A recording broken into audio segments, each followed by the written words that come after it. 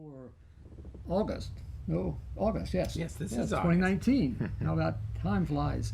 And this morning we're very privileged to have some experts here on history and law, Bruce Lee Clark and Jim Pendergast from Hoosick Falls. And what inspired this particular topic, even before the recent events in Ohio and Texas, was a book that was written by Roxanne Dunbar Ortiz called Loaded. And having not had that much understanding of how our whole concept of guns evolved in the United States, I thought, well, gee, we should be talking about this a little bit more. And why is this fantastic devotion to guns so prominent in our country? So I guess first of all, we want to talk about what the Second Amendment says, and then maybe how this impacts on what's happening today. Sure. Do you have the actual? Do you have it right there? Right. Good, thank you. Why don't you? Okay. It's because it's a peculiar Yes, it is. amendment. First, thanks, Nathan, for honoring me by allowing me to be here. Oh, well, I'm privileged to have you. And I wanted to mention that today is the 74th anniversary of the nuclear bombing of Nagasaki in Japan. And it's something that I feel all Americans should remember every single year. The 6th of August was Hiroshima. And remember, we killed almost 200,000 people just in the initial blasts of the two events. So, Yes. So the Second Amendment. a well-regulated militia, comma, being necessary to the security of a free state, comma, the right of the people to keep and bear arms, comma, shall not be infringed. And I mention the commas because they're incredibly important in the interpretation of the amendment. Right. Yes. When I would write this on the board for my students, and for those of you who don't know, I used to teach the pre-law program here at the locally at the Southwest Vermont Career Development Center. I used to write all of that with the commas, and then we would parse out the sentence because, as it turned out, that's exactly what the Supreme Court ended up doing, although not in the way that I expected. But the commas are incredibly important, and the fact that there's this conditional phrase at the beginning, that a well-regulated militia being necessary for a free state, so that understanding, and maybe you can help us with. I know Roxanne talks a lot about it, but the notion of what a militia is. Justice Scalia, in his opinion, in a case in 2008, goes into it in some detail, but not the kind of detail that she does. But that becomes a very important part of the Second Amendment dialogue over the course of now 200 years. Well, the historical context could take the entire hour, but Sure. just really, really briefly, we fought a war against a king and his army. At least that's the simple interpretation. It's much more complex than that. And one of the weapons of a king is to have this large standing army whose job is to do the bidding of the king whenever the king says so. The founders decided that having a large standing army was not something that would be good for a free state, a democratic republic. So they did not want to have or fund a large standing army, even though the Constitution says we can raise an army and a navy. Instead, the proposition was that there would be a militia in each state who could be called up, summoned, whenever there was a need for national defense. And that's critically important. The militias were not really designed by the founders to be state militias to defend the states. They were supposed to be summoned up as a collective body to defend the country from foreign invaders. The thing is that that's the standard definition, but in Loaded and in other books, we're learning that the implicit or implied idea of the Second Amendment goes way past just the idea of the general term of a group of people who will come together for the summer and fight against a foreign enemy. That maybe the militia was also used for colonialism against native tribes, and in fact that's the main thesis of her book. And certainly, without a doubt, the term militia was used by Southerners and Northerners too, but more in the South, as a patrol to control slavery. And that every person, male, between the ages of 16 and 40 or 16 and 50, had to have a gun in order to be called up, not just to defend the country, but especially in the South, because the North began to shed itself of slavery in the 1790s, Vermont being the first state to do so. Right. The South, that institution of slavery was their main economic driver, and they were going to protect it no matter what, and the militias were used to protect their economic interests during, what, 150 years? Right.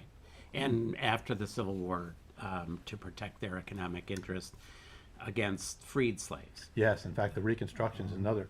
You talk about the Reconstruction period and how the remaking of the militias into what now we might call the KKK and other organizations that treated freed black people as if they were not free at all. Right. And that's really a subject for a whole other A whole show. other, But a couple of words absolutely, yeah. that are used, you know, citizen soldier, Minuteman, 90-day men. These are terms that were used with the idea that you'd come together as a force to defend the country against whatever the issues were. And there was a lot of justification for that. Sure. Because when we won the revolution, the foreign powers, the international powers, Britain, France, Spain, Russia, surrounded us. Right. The British still controlled Canada. The Spanish still had 1/3 of what becomes the United States, the Right. western part territories. The French were pretty much gone from North America, but they were the second biggest army and the second biggest navy in the world to the British. Right. And so they gave us a real hard time during Sure. the 1790s. And the Russians always had interests in Alaska. You know, I can see Russia from here. Yes. You know, they always had Sure. interest in Alaska. Yeah. So. Yeah, and I mean, for those of us here in Bennington, this shouldn't come as at least much of a surprise. We're coming up on that time of the Battle of Bennington, which was basically fought on our side by militia, and it was and the goal of the forces under Burgoyne, at least in this little sortie that came across from Saratoga, was to capture those stores that were kept here in Bennington for the militia, so that in fact that was that idea of the militia, at least that initial notion of an army or, of a group of fighters who could come together for a particular kind of invasion. When I was living in Oswego, New York, we also had, and in Watertown, that we were involved in British invasions there during the War of 1812. And in Yes. fact, the British maintained an outpost in Oswego even through the War of 1812. Yes, my wife and I were on vacation a few weeks ago, and we went western New York, because I'm from New York City and she's from the Albany, Schenectady area. So we decided to take a trip, and we ended up at Fort Niagara, which is on the very tip of Very the state tip. of New York, if you can imagine that tip Yeah. with the lake here and the river there. And Yeah. that it was a major part of both the Revolutionary War. First, it was built by the French, then the British took it over, then the Yes. Americans took it back, and then the British took it back over in the War of 1812. Exactly. Yeah.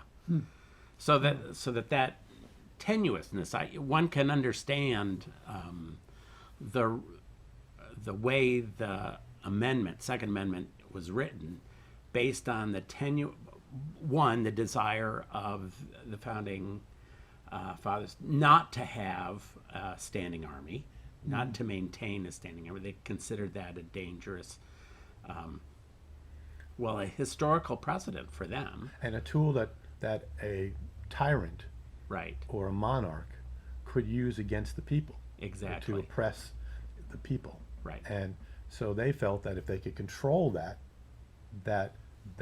tool against the people could be limited.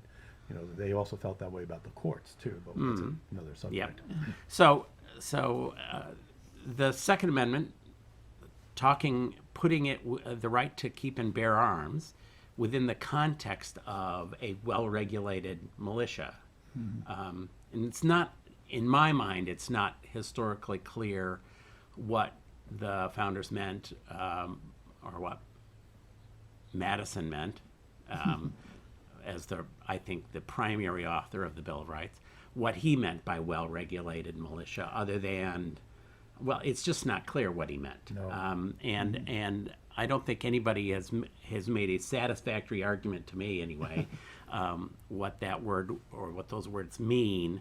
But suffice it to say, there's that opening phrase, and people should understand, if you sit down and read through the Bill of Rights, just those first 10 amendments, you will discover that that's a very unusual construction for the first 10 amendments.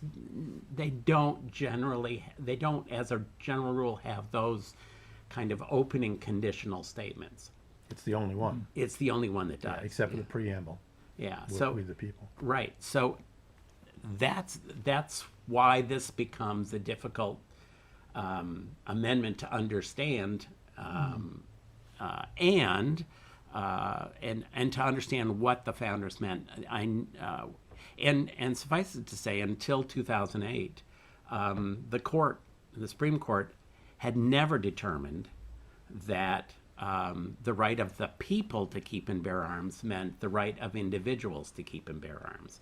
Wow. It wasn't until 2008 when the Heller decision, it's Heller versus District of Columbia.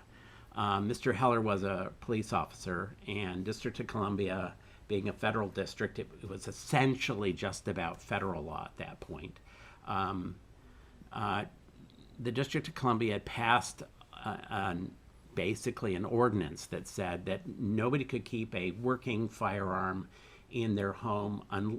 It could be disassembled, or it could have a trigger lock on it, but it couldn't be a working firearm in the home. And I think this was a reaction,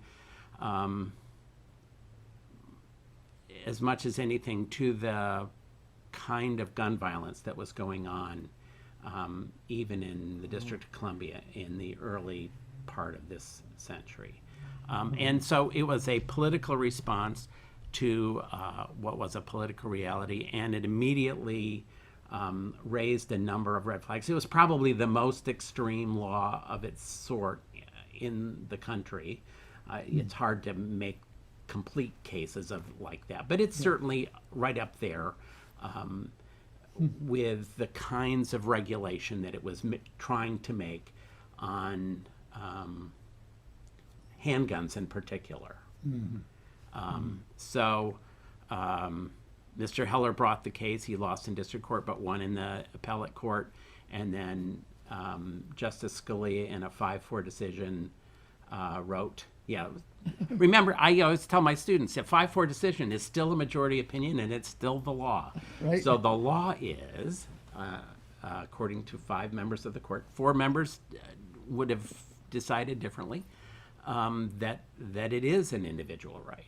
And that right was later expanded to every other state in the McDonald case out of Chicago, which just basically said the Second Amendment is incorporated against all the others, against the states, via the 14th Amendment.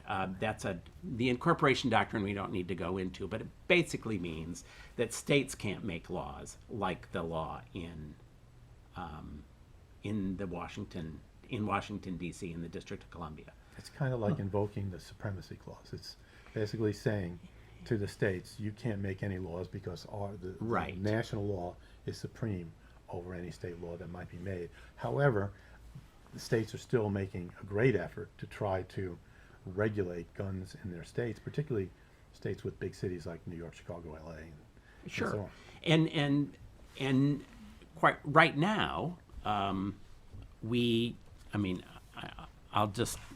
right now that's not a problem, in as much as even in Heller, Justice Scalia made very clear that the regulation of handguns and of firearms under the Second Amendment is not illegal. It's not unconstitutional.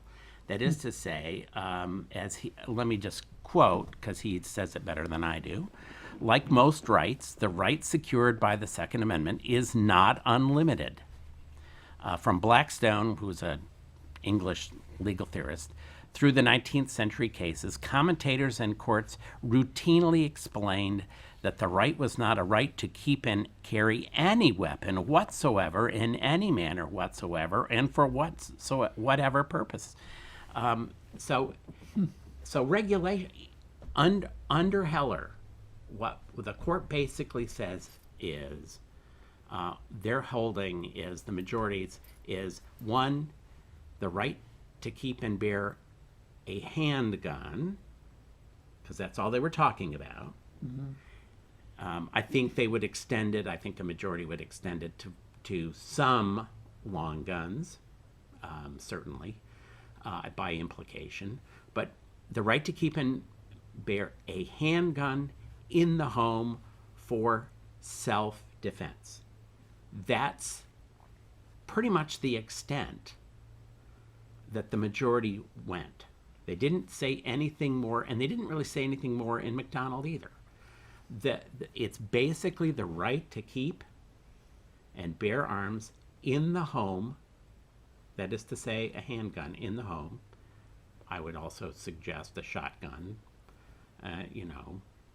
probably a 30-30 or a 30-06 in the home. The right to keep it in the home for the purposes of self-defense. That's as far as the Second Amendment has been described. Doesn't mean that it won't get described in some other way at some other case. I don't know. It's not really predictable, although I have some suspicions. But so while Heller changed the landscape dramatically, because it's the very first time in over 200 years that the Supreme Court actually said that the right to keep and bear arms is a right of an individual. The court had never said that before in more than 200 years. It had had numbers of chances to do it. It never did.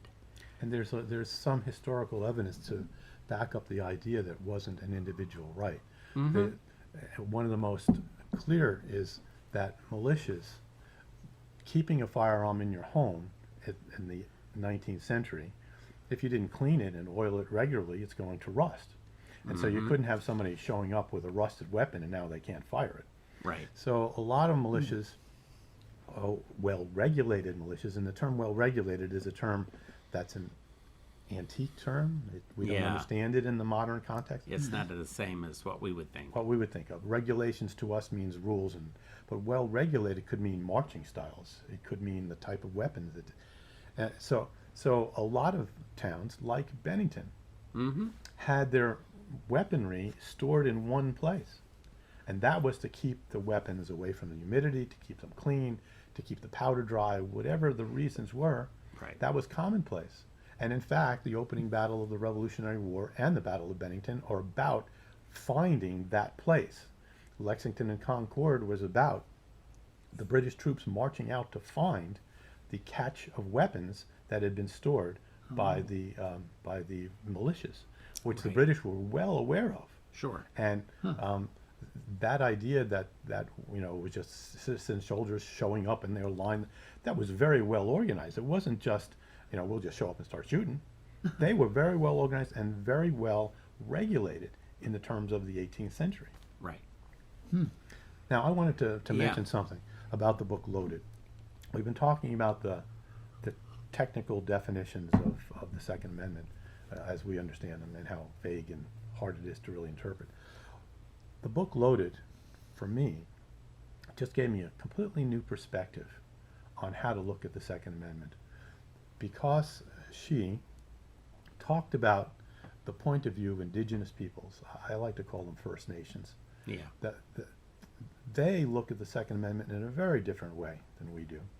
To them, it was a license to go after peoples that were in the way of the Caucasians, whatever version of whiteness you want to say, that people, the colonials, wanted to push Native Americans, First Nations, as far away from them as they could.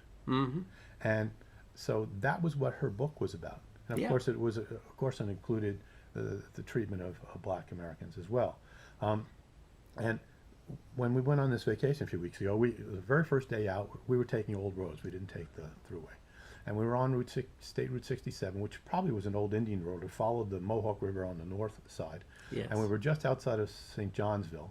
And I saw this little sign on the left-hand side of the road. It said Clock House, Klock. A Dutch name, turns out. And I said to my wife, we just went past it. I said, what was that? I said, let's go back and see. So we went back and we drove down the little driveway, which went downhill towards the Mohawk River, and we came upon this house that we were the only people there except for the interpreter. He was inside. And we spent an entire hour with him. He was wonderful. He was dressed in 18th century garb. And he gave us the history of the Clock House. The Clock House was considered to be a fortified home. Now remember where this is. This is outside of St. Johnsville. It's on the Mohawk River. In the 1740s when it was built, who owned that area or who was in control? Native Americans. Sure. So the house, although it was built to protect itself from the British, we didn't have any problems with the British in the 1740s. No. So that when they built the fortified house, it was built to protect the Dutch family that moved in there from the indigenous peoples. Right. Now, she doesn't mention this in the book. I wish I had known when she was writing it, and I knew it. I'd write her a letter. And you should, it's a wonderful historical artifact. The walls are 2 feet thick. The windows are built, like you build a medieval window so you could go back and forth and shoot. Right. They're They're angled. Angled. It's really something. Right. Have you been there? I have. Oh, yeah. So, and it was a revelation that I had read about them, but I'd never actually seen one. Now, where is this? Like I said, it's right in, would that have been the Mohawks? It would have been, Yes. would have been the easternmost Iroquois. Yes. That would have been in control of that area. Now, interestingly, I hadn't thought of that connection, but I spent 5 years working with the Mohawks who were no longer residing in the Mohawk River Valley because the Mohawks had an interesting relationship with the Haudenosaunee, the Iroquois, what the French call the Iroquois. The Mohawks had allied themselves with the British, as opposed to the rest of the Iroquois, and therefore they had been separated to some degree. It was the Confederacy wasn't Right, it broke it up. it broken up. So they, needless to say, had sided with. In fact, there were Mohawk, I believe. I'd have to double check on whether there were Mohawk who came with the Hessians. But there were Native Americans, First Nations people, who came with the Hessians in the Battle of Bennington. Oh, yeah, I'm sure. I think they were Mohawk. I think they were. I'm almost certain they were Mohawk, and I'm just. At any rate, the reason I spent 5 years was because I was on, or lived just off the reservation at Akwesasne, which is St. Regis, which is the Jesuit priests were trying to gather as many of the Mohawks as possible after our revolution and take them into Canada. Yeah. Yes. There's a man named Alan Taylor yeah. who writes about this Yeah. a lot. Absolutely. And the Mohawks made it almost. There are a number of Mohawk reservations in Canada, but but the reason they're there is because they were getting, they were the targets of American soldiers, particularly American soldiers who had been given the land as compensation for being in the war, and oftentimes they sold those to land speculators, but sometimes they also came up. So her description of the use of weaponry, needless to say, if you were in Washington's army, and in time you also got to keep your weapon, even if it wasn't yours. When you brought it in, you got to keep that to go back home with. Because you could become part of a militia. Because you could become part of the militia, and the militia was a way to control. And the Mohawks had sided with the British, as opposed to the rest of the Iroquois. And the thing about that is that we're talking about before the writing of the Constitution. Right. But what it gives the historical understanding that when they were writing that amendment, they could have talked about preventing Americans then from encroaching on Indian lands. They could have talked about how to control that, but they left it unsaid. And by leaving it unsaid, which is a theory in Loaded, Right. it gave Americans the license to do. And we know that George Washington and many others were land speculators, Ben Franklin. Yeah. They wanted to set up a state, which is about where Ohio, kind of Pennsylvania, Ohio. They wanted to set up a state, and they were going to make millions or thousands, whatever wealth they would have gotten from selling as speculators of this land. So, yep. So that's I think, I would say, she makes a very good, I think, historical argument for the use of the Second Amendment and the perceptions of the Second Amendment and how it gets used in, up through the time of Heller. So it really doesn't, in some sense, it doesn't matter that the court had never made a decision about whether this was an individual right or not. Because I think she makes a decent case that historically people had viewed and used the right to bear arms, at least, maybe for self-satisfaction, calling it self-defense, but certainly for all of that, for self-defense, but also for controlling First Nations people and controlling the African American communities here in Vermont, in the United States, and particularly in the South, but also in the Midwest and further on, and so she makes, I think, a decent case for that. The question then in my mind is, well, because this, as is always raised by the experiences of the last weekend. And it's the question that I raise with my students. If Justice Scalia seems to suggest that there are boundaries to the Second Amendment, which some of my students would dispute. They don't think that there are any boundaries. They're tending to think, well, the right of the people to keep and bear arms shall not be abridged. And of course, that's the way Scalia actually used it. He left out the words "the well-regulated militia" in his. Yes. He actually just uses the right of the people to keep and bear arms. He says that's the core of it. But he will also say that it's not the right to keep and bear anything. So the question is, what are the boundaries? Yes. And what are the, when I would teach both law and forensics, we would look at what those boundaries might be. And the damage, for instance, that certain classifications of weapons might create. So, just one last historical thing before Sure. we should move into the modern things. Can I read from the book just a paragraph Yeah, or two? please do. Yeah. All right. So after the Revolutionary War, the militias became the paramount organization if there was to be another foreign invasion of the now United States. But the idea of the militias, it says here, the public largely ignored the law, the idea that every male from 16 to 40 had to have a weapon. right. Enlistments were spotty. Fines were levied on people who didn't have guns. Does this sound familiar? Yeah. Wow. Yeah. Okay, so then it says the Congress established a registry of privately owned guns.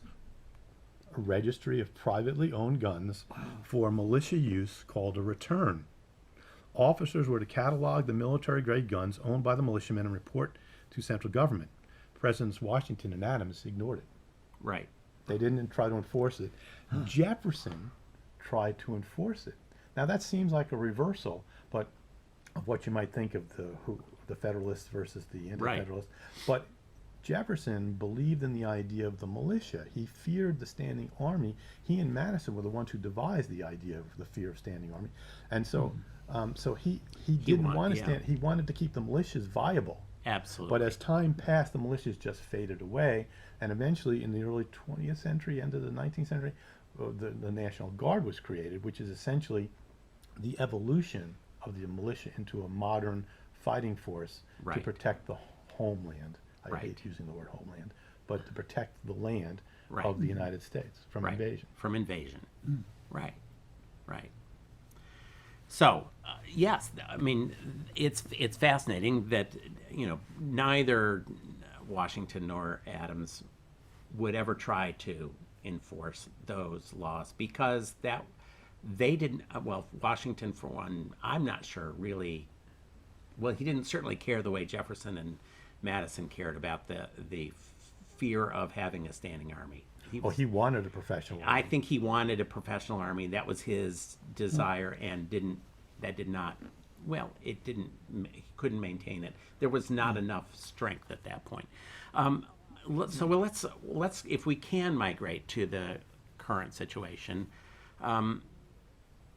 what we've just seen this weekend and what we've seen before, we have to, it always gets a lot of press, and I want us to recognize the damage that was done to the American psyche again over the weekend, given what we've seen now elsewhere, just the reaction or panic in a number of places in this last week. And the question that I raise with my students, which is, would or could the state, or, because any level of government might want to act on this, or could the feds, Congress, could they limit or ban, aside from the fact that it wouldn't make any sense now, but would they or could they, under the Second Amendment, ban the sale of weapons, what we commonly call assault weapons, what I would call weapons that are essentially designed for military use? The AR-15 is essentially a civilian version of the M16. Am I right? M16. Well, I think it's now the M4. M4, They've yeah, changed the they've name, changed but it's essentially but it's the yes. same weapon. Right. And I saw on TV the other day a man who had been in the military, and he's a congressman, he's an important official, so he Right. got on big time TV. I don't remember his name, but he'd said, Right. I have used the M4. Right. I have used an AR-15. They're exactly the same. Yes. I mean, except for the fact that That they're one- painted different or something. Right. And the military version comes so that it can be fired automatically. Fully automatically, It's right. fully automatic, and the AR-15 has to be modified in order to make it But fully it's automatic. easy to do. Right, but I will say courts have routinely, state courts and other lower courts than the Supreme Court have routinely upheld state bans on fully automatic weapons in the possession of citizens. That there is, I don't know of a court. I tried to find any courts that I could that had found that kind of regulation unconstitutional under Heller, and none had. And there was a national ban during Clinton's time from 94 to for 2004 for assault weapons, whatever Assault, that yes, meant. assault-style weapons, and it's very difficult. Obviously, definitions are a difficult problem here. And one of my questions to my students, and I'll pose it here, is with so many AR-15s out there already, I mean, thousands have been sold. Millions, probably. I Under don't know. different names. Under but the different same. names, but essentially the same weapon. What would it mean to ban the sale now? And to me, while mass shootings, and we've had 250 under some definitions, where this year, still make up a very small portion of homicides in the United States, and the number of homicides makes up, or Makes about That- a third, less than a third. a total third of the gun. total deaths by guns, mostly handguns, but not entirely. Suicide being the major cause, and I personally am more as concerned about that. The issue of suicide. Vermont has a very low homicide rate amongst the states, and we're really at the low end of the scale. New York can't quite say the same, but suicides, Vermont has a very high rate of suicide, almost, and it's not essentially suicide by, well, the vast majority are suicides by handgun or by firearm. Yes, The numbers are pretty. Neil deGrasse Tyson got into all kinds of trouble because of what Bruce said a minute ago, that mass shootings make up a small percentage of the overall deaths by gun, and he said that on a tweet or something. I don't tweet, so, and I he don't got e- into big trouble. He's in big trouble for other things, but Right. But his point was really valid.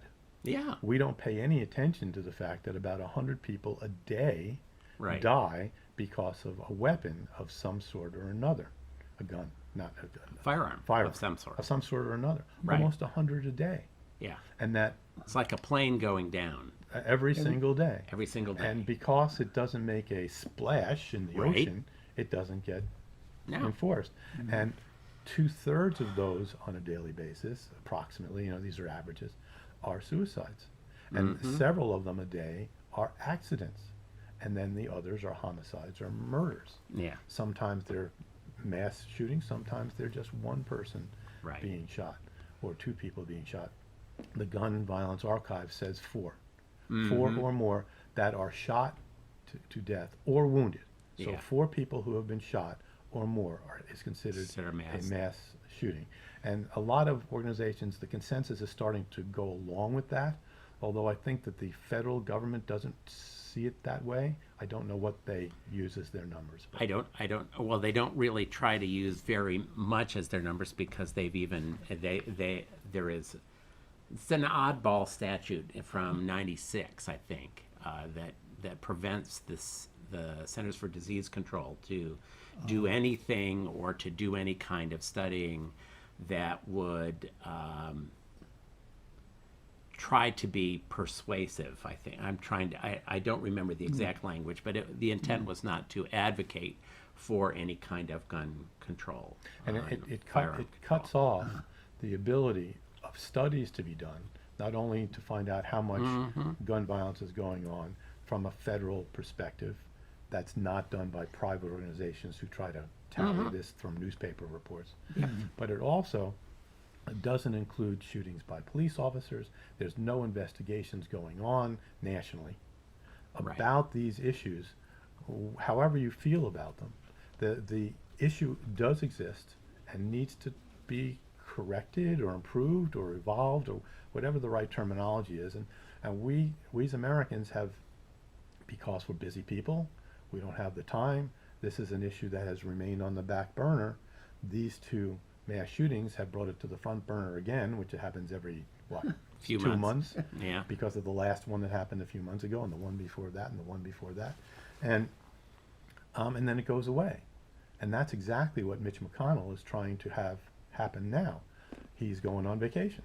He's not bringing the Senate back for a special session because he thinks that the American people's memory remains so short that they will forget By until September, we'll until be the next one. on right. to something else. On to something else. And so that's to me one of the most scary parts about the way we consider these things. This Right. fellow in this book talks about how the right to bear arms, whether you agree with that as just that short terminology or whether it's more complex, he said that's now inculcated in the American brand. It's in the American myth. It's in the American culture. To take that away is going to be almost impossible. So what can you do within the perspective of those boundaries of the idea that everyone can bear arms to cut those boundaries down?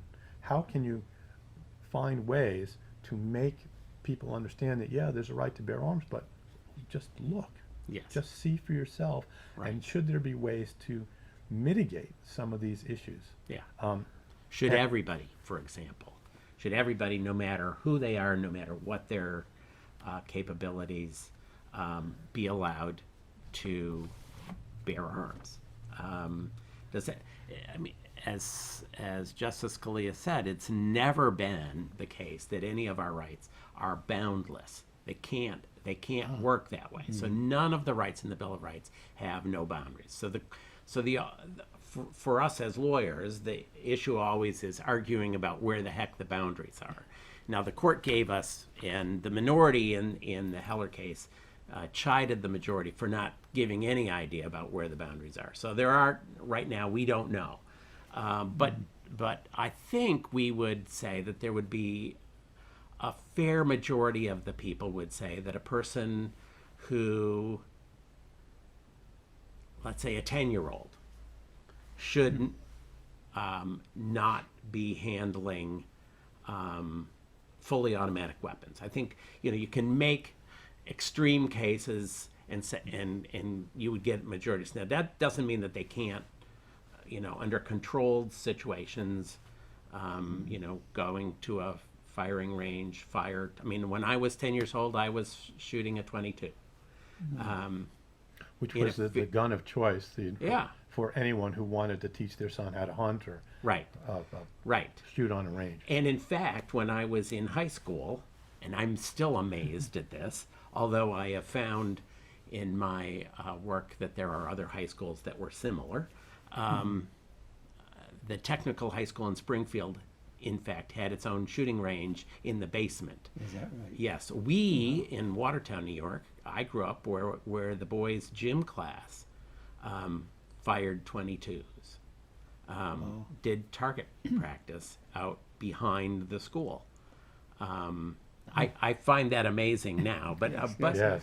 Imagine just a stray bullet bouncing off a tree. I have no idea what we were thinking or what anybody was thinking, but it seemed perfectly normal at the time, and that was in the 1960s.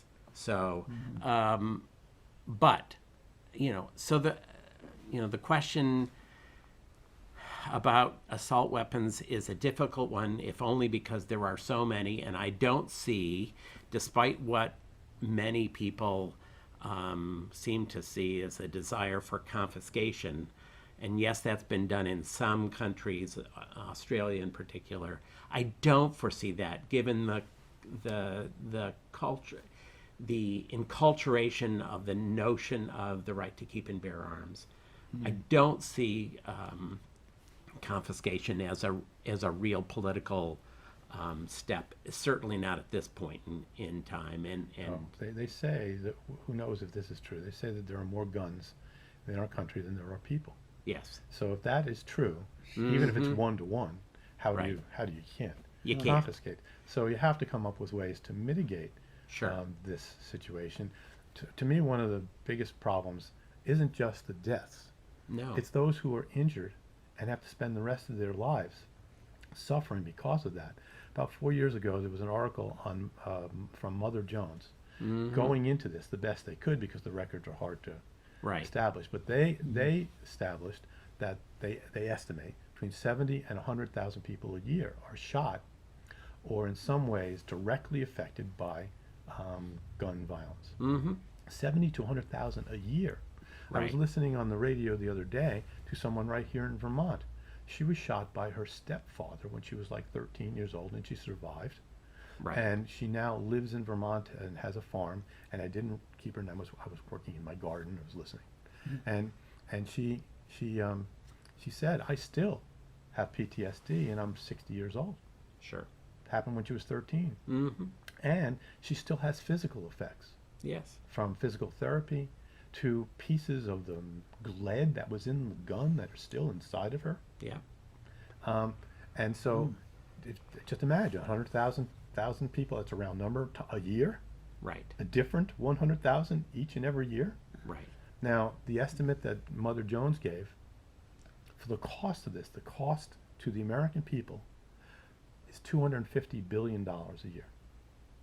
That's the cost of taking care of those who are injured, whether it's hospital costs, Sure. or psychological costs, or physical therapy costs, or ongoing family therapy, for all the different possibilities that could come Medication, from. sure.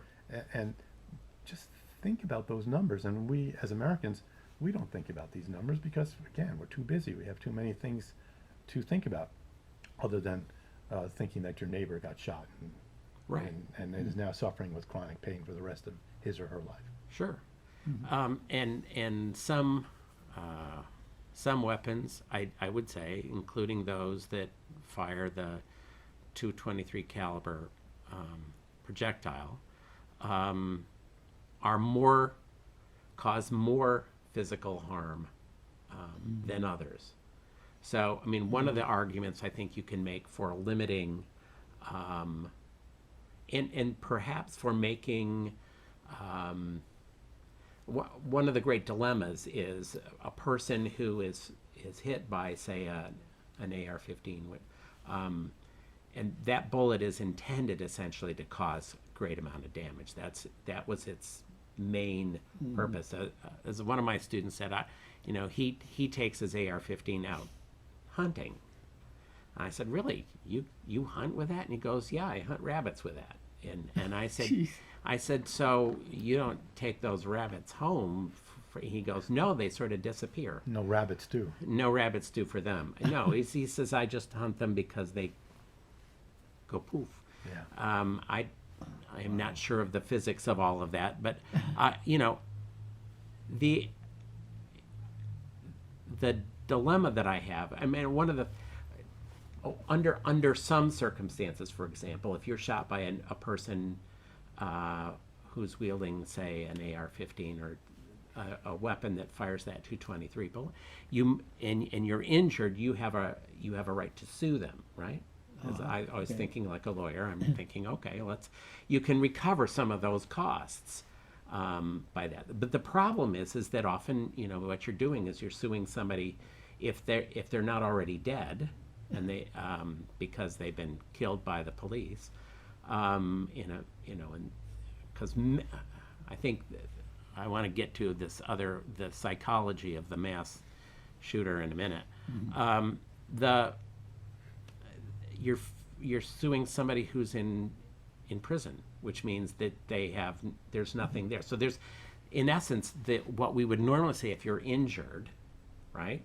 You have the right to recover in civil damages, but that's essentially defunct, and so the cost is basically borne by who? By the entire society. That's how it gets borne. Now, we've been hearing a lot of ideas about how to mitigate or limit gun violence in the United States, and I made a long list here of the things that I've heard over the past few days, and I even talked to someone who knows a lot about New York State gun laws, and in the last couple of years there have been numerous new restrictions put on guns in New York State. And some here in Vermont. And so just some examples. 10-bullet magazines. Right. That would limit the ability to one of those fellows had a 100 gun magazine that was an old-fashioned drum. Yes. I consider old-fashioned drum magazine. Machine gun. Yeah. Background checks. The guy in Dayton had that. The background checks, that would be another whole show about the Fourth Amendment. But some are in New York State. Some are instant. You can make a phone call and get approved. Right. But then there are some that require more. No bump stocks. That's now illegal in New York State. And also in Vermont. There's an assault weapon ban, except if you get a federal exception. So in New York State, you can't really have an assault weapon unless there's a federal reason why you are allowed to have one. Right. And each individual county in New York State can require a pistol permit. Right. Which then requires that the person has to come in and register that I've just bought that gun. I have a permit for this weapon. There's also the newest law is that despite what conservative Americans think, guns in classrooms are a mistake. and therefore New York State has said there will be no guns in classrooms. Right. I mean, I used to have a joke with my kids. I used to say to them, I can't wait for guns to be in classrooms, because then I'll come in with my bandoleros on either side. I have my 2 6 guns. Nobody's going to chew gum in my classroom anymore. Right. So the idea Right. of the possibility of a teacher having issues is just as great to people just like anyone else. Right, right. No, the whole idea of having teachers armed in the classroom gives me great pause.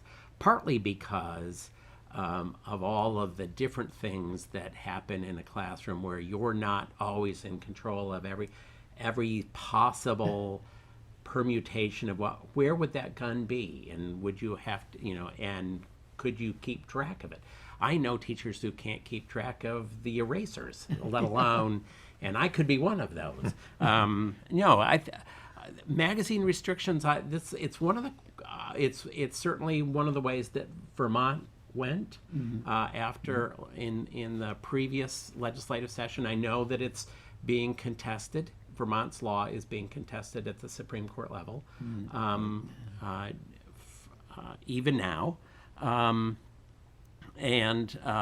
But I remember working with a city judge, actually was a county judge in New York when I was practicing in Onondaga County, and there was a county judge there who just basically he had to sign off on every single carry permit because in New York you have to have a permit to carry. Actually, it's not interesting. in Vermont, but in there's New a York. historical connection to that. In 1911, it became known as the Sullivan Law. It was passed because of an Irish leader who was also kind of a shyster too. I mean, he was a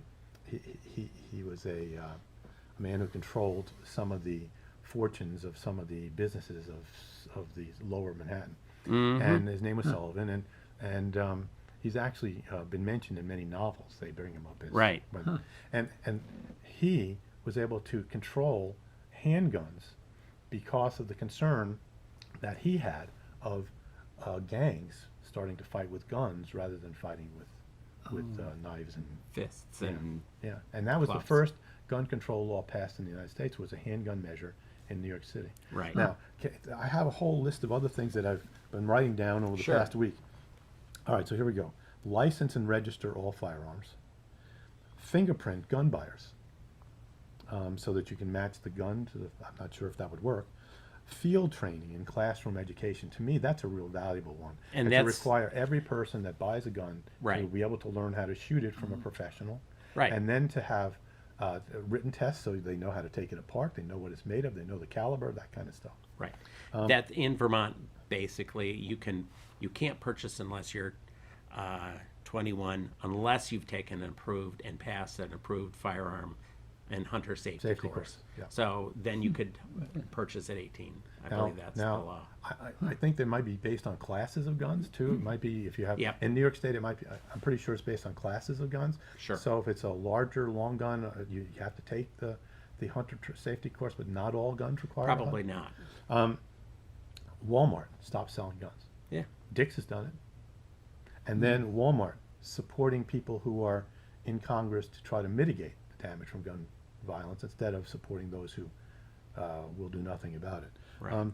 Close the gun show loopholes, whatever they are. I don't know much about that. Basically, those are person-to-person purchases, and the background check really works for registered firearms dealers, even Walmart. So, but the person-to-person sale and transfer of firearms has, and so basically what the gun show loophole, if you call it that, the gun is that becomes a person-to-person, not a dealer-to-person. Right. So you can go in, and even today, I mean, a year ago, a Vermont reporter basically on the internet put out a word that he was interested in an AR-15 and everything that goes with it, and including ammunition, and in less than 24 hours was able to make a one-to-one purchase with no background check whatsoever. That's the main, loophole. that's the main loophole. It's a huge loophole, and on the other side, let me say that it raises issues. So, for example, a student of mine wanted to purchase I don't remember what weapon, but it was one firearm that belonged to his uncle. Do you do a background check then, and how do you do it? Yes. And there will be people who will say yes. Other people will say, "My God, it's an uncle selling to his nephew. Why do we have to do that?" And that's But there what are if the nephew has oh issues? or Or has been a criminal? Sure, and I think there are. I think Justice Scalia would, if he were alive, would say that's well within the purview of the government to do. Yes. I have a lot of trouble with what's going on about mental illness being the reason why we need to stop the mentally ill from having guns. Most mental ill people are the victims, Right. not the perpetrators of gun violence. Right. And so that meme that's become a calling card for Trump lately is bogus and needs to be taken off the list. The mentally ill in our country have enough issues to deal with besides this one. And so, Okay. yes, go ahead. Bruce. I agree with you that those who are mentally ill already. I mean, that in and of itself is not enough for me. I would have to say though that state laws need to be, or our reporting process particularly for those who have already been deemed by a court to be a danger to themselves and others. Yes. That That's it the seemed red to me flag law. that's the test. Yes, And if that's right. and the great dilemma, as was illustrated in the Virginia Tech shooting, was that the courts hadn't made that distinct adjudication, even though they had told him, the perpetrator in that case, that he needed to go see a psychiatrist, and it was a court order to go see a psychiatrist, but they hadn't made that determination, so the state of Virginia didn't even report that to the national background check. Yes, but the red flag law isn't necessarily about someone who's mentally ill. Right. So No, in that's, fact, that's what my point is. Oh, Not- yeah. You can't just blame it on mental no, and illness. in fact should be the red flag laws, for those who don't know, are and we have a version of that, I believe, that basically a weapon, a person who is deemed to be dangerous at the moment can have their weapons confiscated by the Down court. to the last minute. Okay, just by the court. So anyway, I'll let you finish couple, your couple list. of other things that I really think are important. A ban on assault weapons, both auto and semi-automatic, and just to add my own opinion. Sure. I would have a commission that would decide what is an assault weapon, have classes of assault weapons, and those would be experts, military experts, police experts. Ban suppressors. That event that occurred in Maryland, was it? Yeah. That one was caused because the suppressors, people didn't know that shootings were going on. Right. Trigger locks. Mandating Mandating. the And use then of trigger maybe locks. maybe mandating bringing your gun back in to have a trigger lock put on. Electronic trigger locks, electronic devices that will only allow the person who owns the gun to shoot the gun. Remington actually put out one of those weapons a few years ago, and no one would buy it. Right. And so therefore it went off the market. Right. Gun safes. Just have a gun safe in your home so that your child can't get hands on the gun. The famous Right. story about the 6-year-old who brought the gun to school and killed the 5-year-old in the classroom. Right.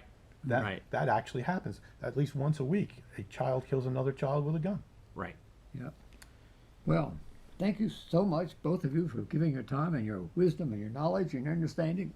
Yeah, I think it's been extraordinarily helpful, and perhaps we can do this again sometime. Perhaps we can. Thank you for inviting me. Absolutely. Thank you. Thank you. Right.